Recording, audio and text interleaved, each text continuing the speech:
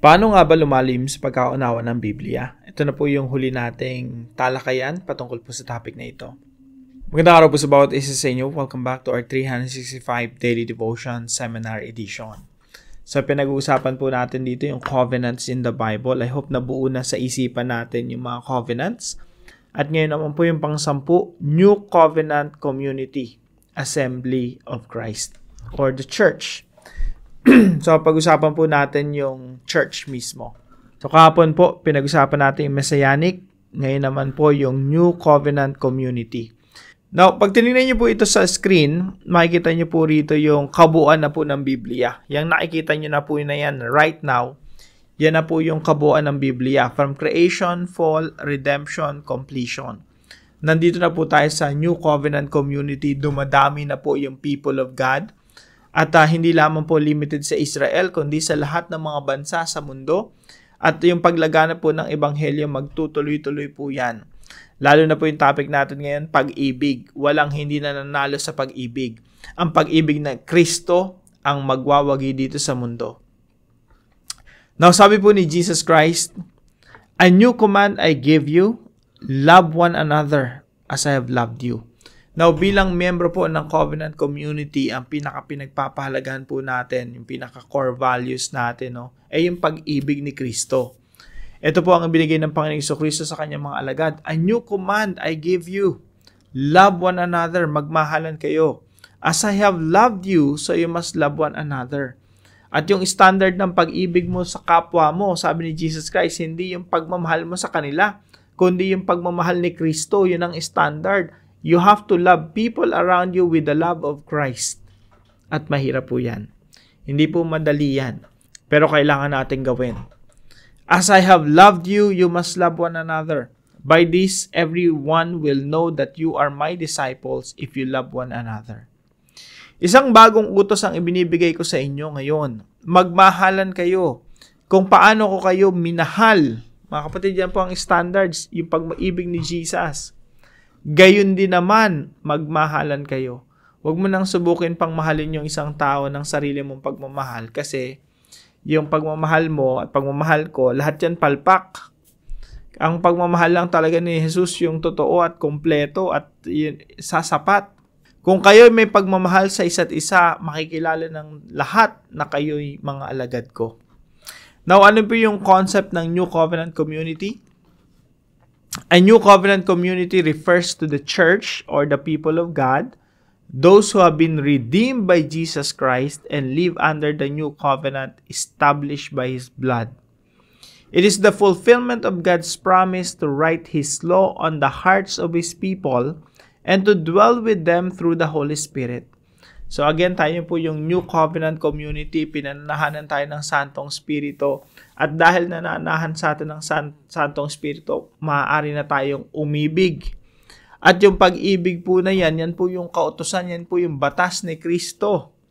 At yan pong pag-ibig na yan ay nakasulat na sa ating puso. Hindi po yung nakasulat sa bato, sa puso na po nakasulat. At tayo po yung pinalalakas ng Santong Espiritu upang masunod natin ang kautusan na yan. Teachings number 1, patungkol po sa the New Covenant Community. Number 1, Jesus' community is built on love. Ang ating Panginoong Jesucristo, siya po yung pag-ibig ng Diyos na ipinahayag sa atin. Isipin niyo mo kapatid, kung ikaw nagdududa ka sa pag-ibig ng Diyos, isipin mo pinadala niya si Kristo para sa iyo. Kung ikaw nagdududa ka sa pag-ibig ng Panginoong Jesucristo, isipin mo, namatay siya para sa iyo. Meron bang tao na willing mamatay para sa iyo, para sa akin na isang makasalanan?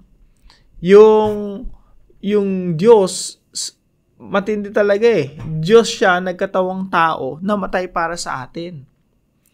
Yung minsan nga, yung asawa nga natin, yung mahal natin sa buhay, hindi pa willing mamatay para sa atin eh. Pero yung Diyos, kinailangan pa magkatawang tao para mamatay doon sa krus. Yan po ay nagpapatunay na mahal ka talaga ng Diyos at huwag po nating pagdudahan yan. Hindi porke nagka-problema tayo, hindi porke namatayan tayo ng mahal sa buhay, magtatampo na tayo sa Panginoon. Hindi porke nagkasakit tayo, magtatampo na tayo sa Panginoon. Sabihin natin sa Kanya, Lord, di mo ako mahal. Lord, di ka concerned sa akin. Lord, hindi ka mabuting Diyos.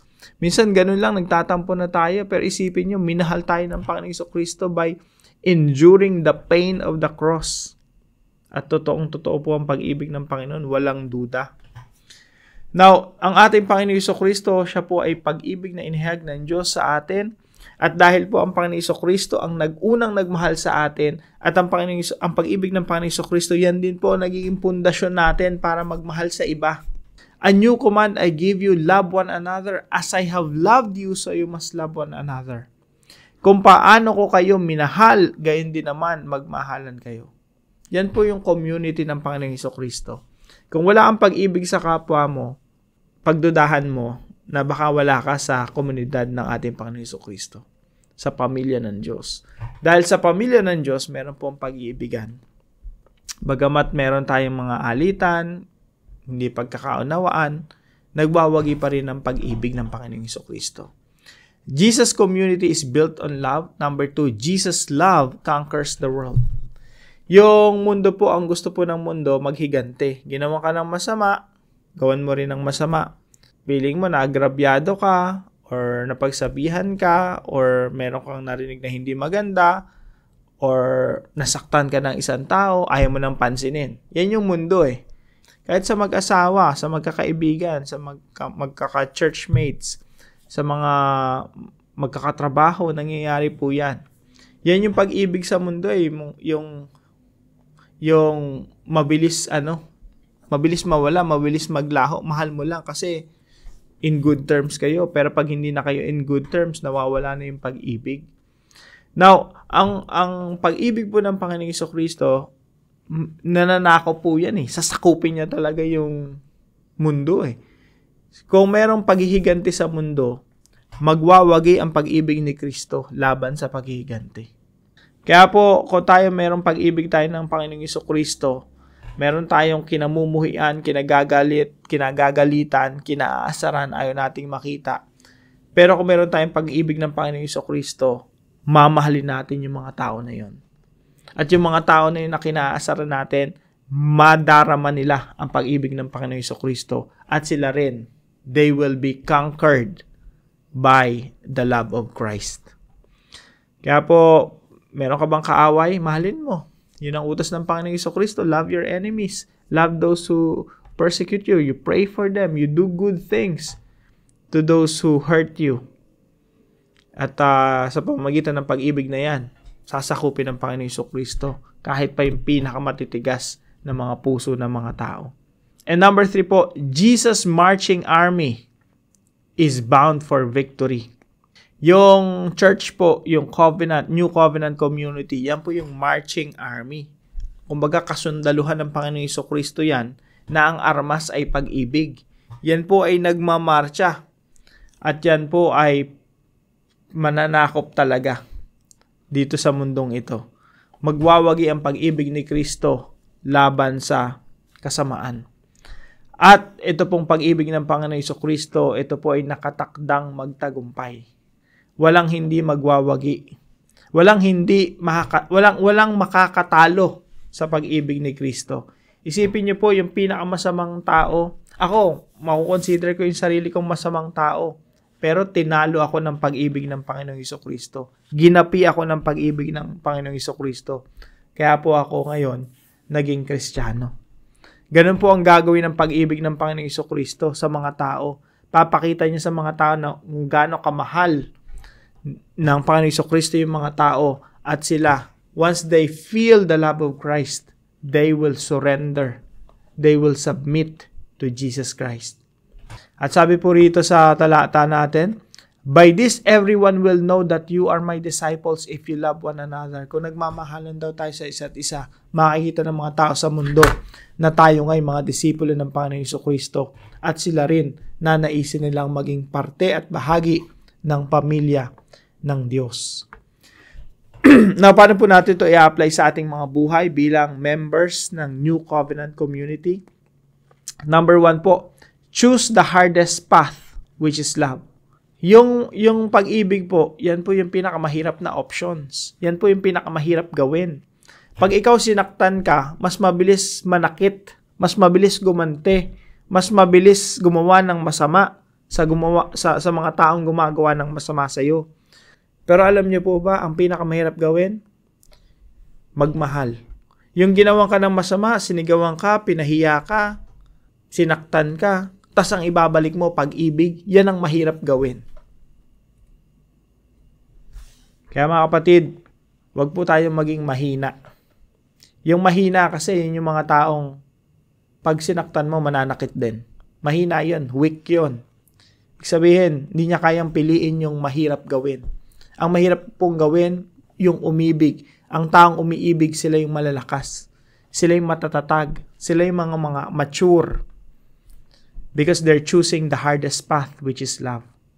At ang model po niyan ay walang iba kundi ang ating Panginoong Jesucristo mismo. Kaya po yung point number 3 natin, choose the path of Christ, loving the unlovable. Pero bago po tayo dumako dyan, ito po muna yung gusto kong bigyan ng emphasis, na pag tayo umibig, we are winning the approval of God. Choose to love in order to win God's approval.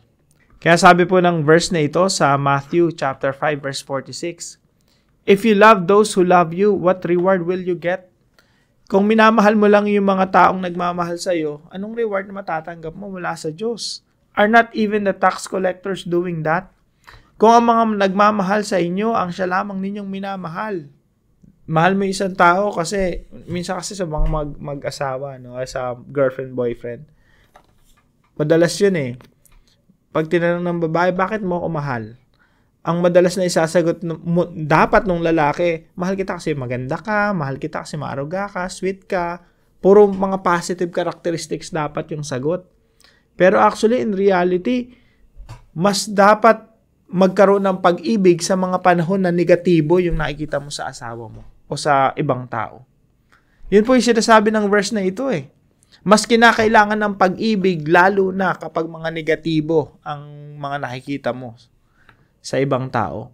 Kaya sabi dito, if you love those who love you, what reward will you get?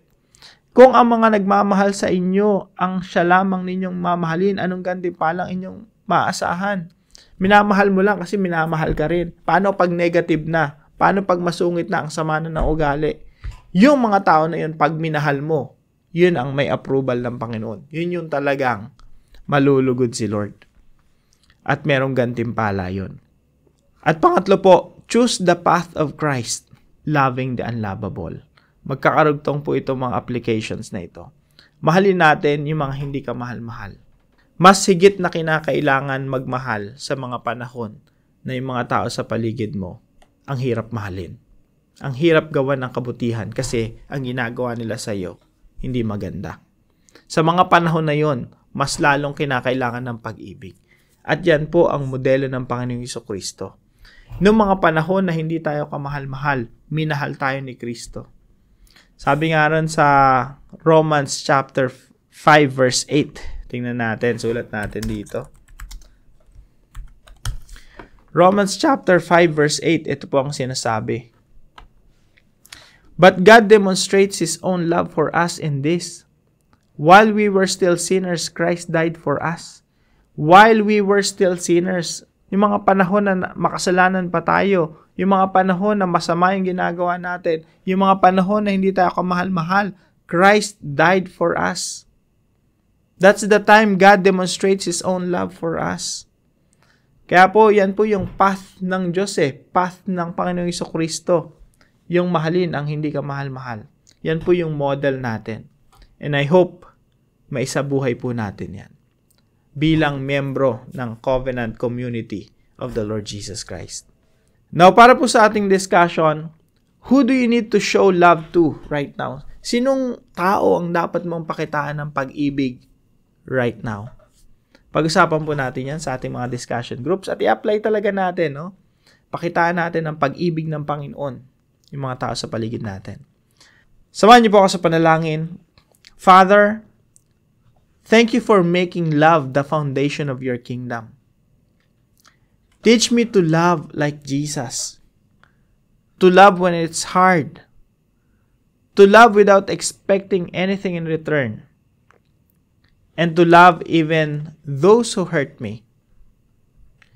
I confess that I often choose comfort over love, but I want to follow Christ's path.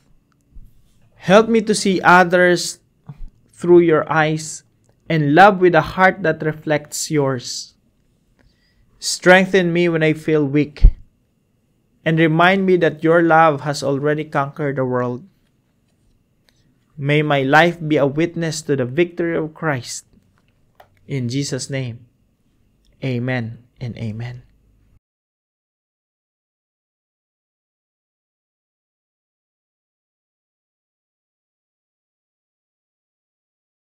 Maraming salamat po kay Sister Imelda na partner po natin sa devotion natin na ito. Maraming salamat po sa inyo. Na kung kayo po ay natutunan sa devotion natin na ito, ay palam nyo lang po sa comment section right below this video. And please share this devotion to your family and friends. Pagpalain po kayo ng ating Panginoon. See you po tomorrow, 5 a.m. dito po sa ating Daily Devotions.